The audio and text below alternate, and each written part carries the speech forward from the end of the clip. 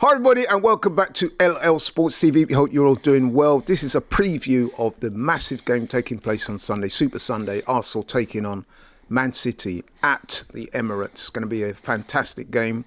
With me to preview the game today, I've got with me in the building my niece, Kenyah, in the building. How are you? First Lady of AFTV and of LL Sports TV. Kenyah, I'm really looking forward to this game. Can't wait. Am I. So excited. Yeah, man, this is massive. Yeah. Biggest game of the season so far? Yes. Obviously, we already played the champions. We've played Man United. This is the next biggest game, which is... Don't you find it crazy that we're playing all these massive games so early? Yeah, man. You know when you think about it, we've basically already played 3 big teams in the league. Absolutely. We're about to play Man City, obviously, which would be another massive team in the league. But yeah, I'm really excited. Yeah, I mean, you're right about the fixtures, because when the fixtures came out a few months ago, we looked at the first 6. Like you said, United, Liverpool, City. We've got Newcastle, Nottingham Forest, Newcastle away. Yeah, it's very onerous start. However, I think we've done quite well so far. Yeah, we have. I feel like Liverpool, okay, that didn't go too well. I thought we were a bit too cautious, and much has been said about that game. But I thought the performance against Forest was really good. I really enjoyed it. Yeah, I agree. Not only did we win, I thought we put out a statement that day. I thought we were really good. Yeah. I feel like, based on what I thought maybe a draw with Liverpool. Before we saw the fixtures, I thought maybe a draw with Liverpool and we win the rest. We lost against Liverpool, but that means we're only like 2 points off. So it's not that bad. But also we're getting these big trips and these big games out quite early, which is good, because then maybe we can go on a run of playing teams that we should really beat, and we don't have to really do those really difficult trips, especially with all the Champions League stuff as well. But I'm really excited for this game. It's going to be really good. There's a lot of Man stories City around in the Premier League about what I would call a mixed start. I mean, I saw the game against Wolves on the opening day. They looked really good in that game. Smoked them 4-0. Looked amazing. But then back-to-back defeats against Tottenham and Brighton, respectively. Yep. But then, to be fair, they comfortably beat Man United in that derby the other day. Yeah, they were very professional. Did their thing. They should be coming into this game with some confidence, certainly in the Premier League. Yeah. How do you see... Look, okay, let's start logically. There's been much been said about the lineups. Yeah. Arsenal, for... I wouldn't say the first time in a number of years, but we have genuine squad depth. Yeah. So that means there are team selection issues. Yeah. Or when I say issues, selection... questions, I guess. Yeah, I mean, it's dilemmas. A nice problem for... Yeah, that's the word I'm looking for. Dilemmas. Selection dilemmas for the manager to have. You would have thought, anyway. We do have strength in depth. So let's start by going through what we think the team will be, or what you would want to see. Goalkeeper. Yeah, David Raya. I doubt. Let's not even bother with that. Yeah, I was having it's funny, just a quick one on that. I was having a discussion with some of the guys in the building earlier, and I was saying, pound for pound, all things being considered, to me at the moment, David Raya is the best keeper in the Premier League. I would actually agree with that. I was on TikTok Live the other day. Someone asked me if he's better than Alisson. I say, if you ask me in the last 2 seasons who's been better as an individual, it's been David Raya. We're talking about someone that got back-to-back clean sheets, has been a difference in so many games. Difference against Man United this season and last season. Do you know what I mean? It's been incredible. And with the ball at his feet. Yeah, ball at his feet. Just the way he plays. He's not. Agility. When you consider he's not the tallest goalkeeper either. He's probably like 6'2". He's not that tall. I don't even think he's that. I think he's 6'6". Because I'm pretty sure that Saliba and Gabriel are taller than him. So he's not the tallest goalkeeper, but you wouldn't be able to tell that with the performances he puts out every week. So yeah, I'd have to agree. I definitely think he's got the best agility. Yeah, he's fantastic. He's so cat-like, honestly. He is. Yeah. But then City have got a pretty good keeper themselves. Yeah, Donnarumma. Yeah, so that'll be interesting. Yes, okay then. So goalkeeper, that's been established. Yeah. Right back. Timber. Got to be Timber, innit? I was saying to somebody the other day that Timber, he's so good these days that he's one of for the the best most part, players. he kind of goes under the radar a little bit, because it's almost honestly, like you expect him to be a 7, 8, 9 out of 10 every game. Name me. He's never less than a 7 in my view. Name me another 3 right backs that are just as good, just as consistent as that guy. I can't think of. Can you think of any games where Timber's bad? No, that's what I'm saying. I actually cannot think of a game where I'm like, yo, you were poor. Do you know what I mean? He's just so good. The way he goes forward as well, he's adding that to his game. I love him. He's and so his good. physicality is next level. Yeah, man. No one. I've not seen anyone. Roughs him up. I've not seen anyone rough him up yet. No, on a serious that's not thing. happening. He's wicked. And when you consider he's not like that physically imposing. Yeah, he's just again, he's 5'11", and he's actually a centre back, 5'11" or 5'10". Like you wouldn't be able to tell that. But he's strong, man. And I love him. Ball out. Yeah, he's a baller. Player. Right, centre back pairing. Let's start with the right centre back because there is some difference of opinion over this. I mean, Mosquera's come in and he's done really, really well, faultless. It's been a seamless transition. Yeah. However, Saliba, who was out injured, is now back. He was on the bench against Bilbao. Yep. So I would imagine he's ready and raring to go. Yeah. Would you start him against City? I would. I know that would be really harsh to Christian Mosquera, which I love Mosquera. I think so far he's passed the test. You know, we're talking about, I guess in one breath you could say Erling Haaland is just Erling Haaland. He's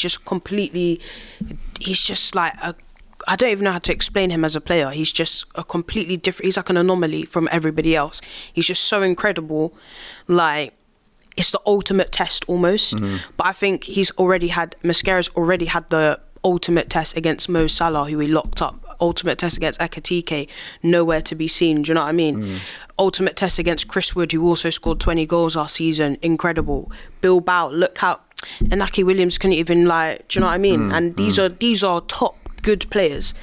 So, but I do think if Saliba's fit, Saliba should start, and I think that's why he didn't even come on against. That was Bilbao, my reading of it as well. I mean, like you said, man, Mosquera's done really well. Shout out to him. Yeah. But we must remember that he came in as a replacement for Saliba because Saliba was out injured. Saliba is now back.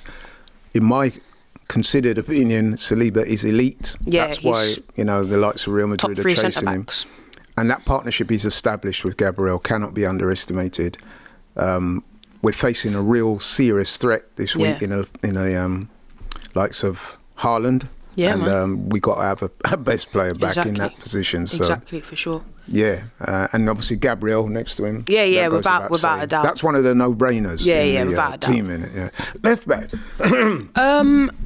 I'm gonna say Ricardo Calafiori. I think we've just not seen any of we see Miles once this season. I think I did actually want him to play against Bilbao, but I think Calafiori again is just in good form. You want to build on that, you want to give him the opportunity, and plus like going forward he's really good, and he scored against, it's like a left back thing for our team, like him. Miles, he scored against City last season. He scored his first Arsenal goal against City, which was an absolute banger. So yeah, I'd start Calafiori. I'm with you on that. No disrespect to mine, no shade on Miles. Miles is an excellent I love Miles. Young player. He will get his minutes. Yeah. Get time. And he might even get minutes on Sunday, but I think Calafiori's been player of the month or the player of the month. Yeah. He was voted Arsenal player of the month. Yeah, he deserves to retain that shirt. Right, moving into midfield, or expecting to play a midfield trio. Yeah. Zubimendi at the base. Yeah, Zubimendi at the base for sure. Declan Rice. Declan Rice. Yeah. He was left out the last. Yeah, he was left out, but I do want to see Declan Rice, to be honest. And I think with that midfield and that front line we're going to go up against, Declan Rice is really important and key. Now, here's the thing for you. Number 10. So we're saying, Zubimendi, Rice 6 and 8. Number 10 now. Now, it would appear that there are some doubts as to whether Odegaard will be fit. Now, if Odegaard is fit, it's my contention and the manager will never leave him out. He will play him. He will play him. Even if he's not quite 100%, he will play Odegaard. But if Odegaard is out, I'm suggesting that we put Eze in the 10. I'm going to disagree and say I would like to see Ethan. Okay. I trust Ethan. I see that also. I trust Ethan. He's played so well this season. He played against Forest, which also have a really good midfield. And Forest are a very physical team as well. He scored against Man City last season. If we had Eze in there as well, I'm perfectly fine with that. I think I would just want Ethan in there. But I just think that this game is crying out for some creativity. As long as it's a creative player, I'm fine with that. Yeah, I've heard people say Marino. Listen. No, I love Mikel Marino, but I've said already, Marino and Rice play in the same position in that midfield. To me, doesn't work. Yeah, for me. If you're going to do that, then Rice has to play 6. Then you have to drop Zubimendi. Not only that Marino Rice, it speaks of caution to me. It speaks of holding too much. You bring I'm not trying to see that personally. No, I want us to go out and try and make a statement, try and win we're the at game. home. We're at home as well. We should be more ambitious. It's not like we're going to the Etihad where you think, right, maybe there should be a level of caution, but your level of caution is playing Rice and Zubimendi together. Do you know what I mean? Yeah, exactly. You shouldn't have another level of caution with Mourinho in there. That's just my personal I want to see opinion. Arsenal on the front foot, looking to create, looking to attack, providing the attackers with service. I think you get the best from that by putting Eze in the 10 or Nwaneri, but definitely not Mourinho. Mourinho can come on later on in the game, depending. No, it's certainly not a diss. I'm just talking about the attributes that certain players bring. Eze brings that creativity. He brings that those intangibles, shooting from outside the box, the goals, the creativity that we need. I think we need him in. Yeah. Right. Right wing. Right wing. Now, listen, Madueke's been exceptional. With Saka not being in the team, I think that's a no-brainer. Yeah. I mean, we don't know what's happening with Saka. He didn't go to Bilbao, but the reports are essentially that he should be back for City. I can't lie, if Saka's fit, I want to see Saka play. I'm not even going to lie to you guys. If he's fit. I think if he's fit, then I want Saka to play. If not, I'm fine with Madueke. Madueke's done really well. His end product needs to maybe level up a little bit. And I think that's the difference between him and Saka. Saka walks away from that Bilbao game or the Forest game with at least a goal or an assist. Whereas Madueke, I'm like, okay, this is really good, but just in front of goal, I want you to shoot more. But you know what I've noticed about Madueke, and this is the key difference between him and Saka right now, and I'm not saying that Madueke can't get there, because obviously he's improving as a player with every game. Yeah. Decision making. Yeah, sometimes when you're in that position, whether you're gonna pass, shoot, or cross, whatever, the decision has to be right. A few times against Bilbao, don't get me wrong, Madueke did really well in terms of beating the fullback, skinning him. I liked his aggression. I like his directness, his dribbling ability. But there's a few times there when you could either squared it or you could have shot. Yeah. In time, I'm hoping that he will learn, to take the right decision. And that's what distinguishes Saka, not just from Madueke, by the way, but a lot of wingers. Yeah. That's why Saka's one of the most consistent players in the world, not even just the league. And that's why he's one of the best in his position in the world. Because, again, as I said, I've seen games where Saka's not even been at his best, but he leaves with a goal or assist. Yeah. That's just the difference between him. His decision-making is just... Think about when we played Liverpool last season. He just gets his one chance, he runs up the other end, he just rifles it in the net. Whereas like other players that we have, they might play well, but they're looking for the pass, they're looking for the cutback, just shoot. Yeah, that footballing IQ that Saka has is next level. Yeah. But yeah, Madueke, shout him out, man. He's been really good. Left wing. Because I want Ethan in that 10, I want to see Eze on the left. It's kind of a no-brainer for me, to be honest. I think he might go Martinelli, Yeah. I think he might go Martinelli, obviously come on, scored a good goal. That would be great for his confidence. We know Martinelli, his attributes are his explosive pace. He also provides a lot of help in defence, which will be needed. They've got the likes of Doku on their wings and things like that. So I could see him starting Martinelli. I wouldn't really be wholly against that. Yeah. And then you got Trossard, who's what we call a clutch player, to come on later on in the game, if needs be. So that's where I would go with that. In terms of through the middle, no-brainer. Another no-brainer, Victor Gyökeres. Simple as that. And it's something that I was noticing when I was doing my research for this game. I'm calling this the Viking derby. Yeah, man. Because you got Gyökeres, who's Swedish, going up against like the Nordics or something. Haaland, Battle of the Nordics, the Viking derby.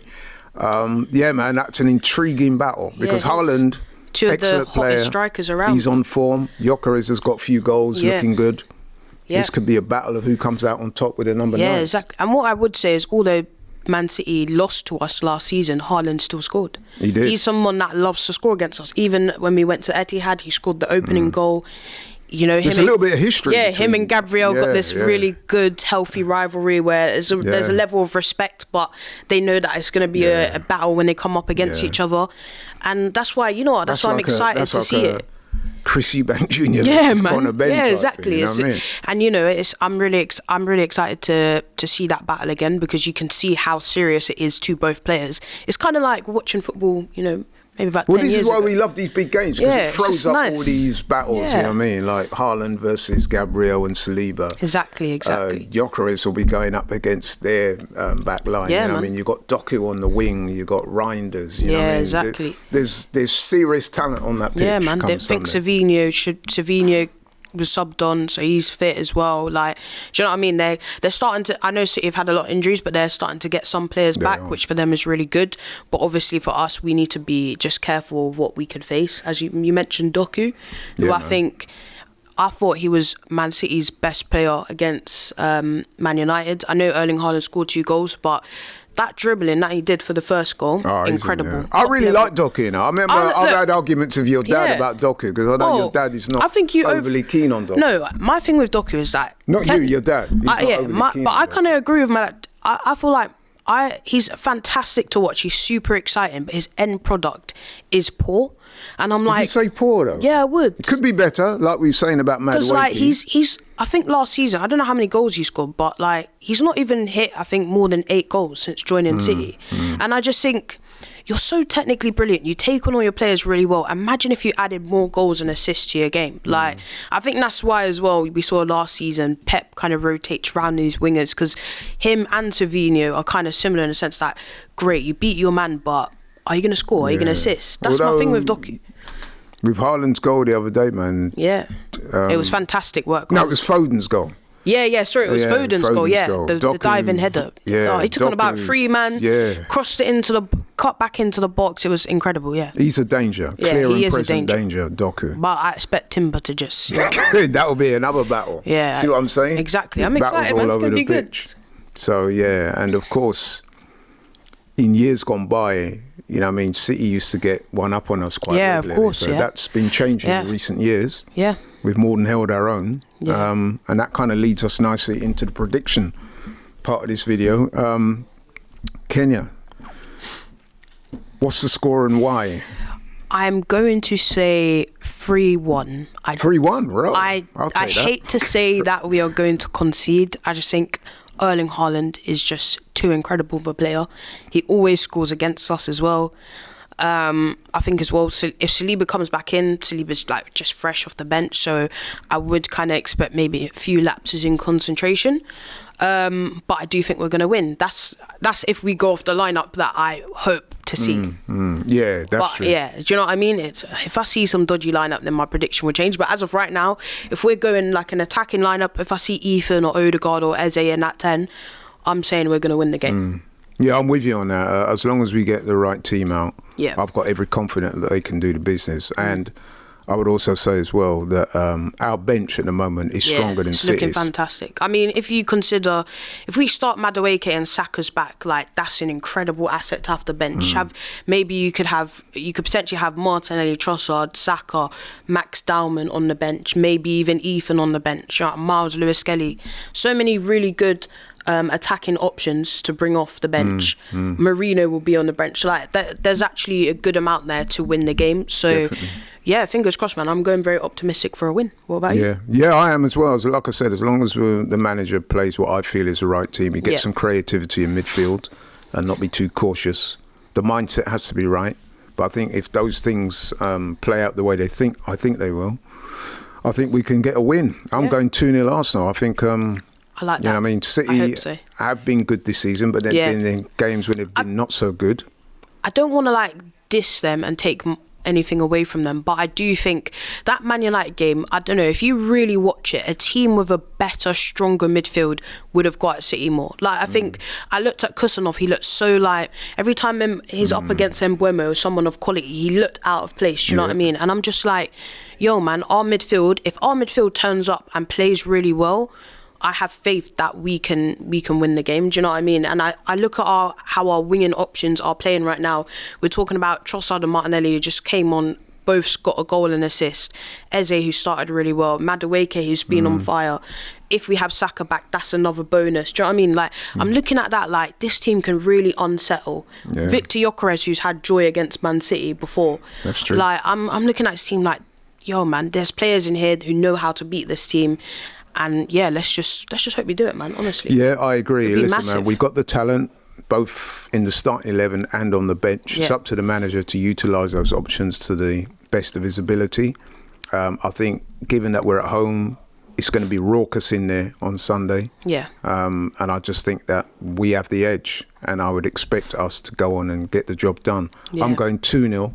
I know that we've already identified Haaland as being a serious threat, Docker as being a serious threat, Reinders, people like that. However, I just think at the moment, the way we're playing, I just fancy us to win. It's at home. I might feel differently if it was at the Etihad, but at home, this stage of the season, with the confidence being quite high, man, I'm fancying Arsenal. Yeah, I agree. 2-0. I just think if we turn up and do what we're supposed to do, we'll beat them.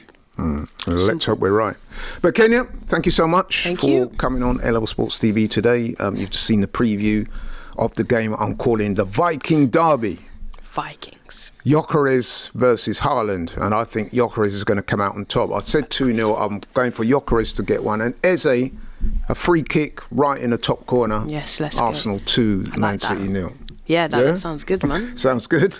Okay, thank you very much. Thanks for watching LL Sports TV. If you're new to the channel, please like, share and subscribe. Hit the notification bell for more videos from this channel. We're out. Catch you on the next one.